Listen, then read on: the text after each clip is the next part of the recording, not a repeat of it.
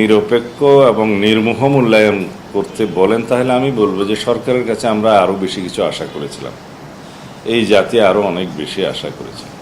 তো যেহেতু একটা অনির্বাচিত সরকার এবং একটা বিধ্বস্ত রাষ্ট্রীয় পরিস্থিতির সময়ে তাদেরকে দায়িত্ব নিতে হয়েছে, বিধ্বস্ত অর্থনীতি, ব্যাংকিং ব্যবস্থা সমস্ত কিছু একটা লুণ্ঠিত অবস্থার মধ্যে তারা পেয়েছে এবং আইনশৃঙ্খলা পরিস্থিতি বলতে গেলে একদম শূন্যের কোঠায় ছিল। সেখান থেকে এই সরকারকে বিভিন্ন পদক্ষেপের মধ্য দিয়ে কুড়িয়ে কুড়িয়ে আস্তে আস্তে হাঁটতে হয়েছে।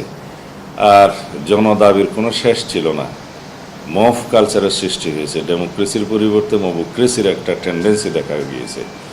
এত সব কিছু বাধা বিপত্তি অতিক্রম করে যে পর্যায়ে তারা এখন উন্নীত হয়েছে, সেটা আমি বলবো তাদের পক্ষে এর বেশি অর্জন করা হয়তো সম্ভব ছিল না। তবে জাতির আশা অনেক বেশি ছিল, আমাদের প্রত্যাশা অনেক বেশি ছিল।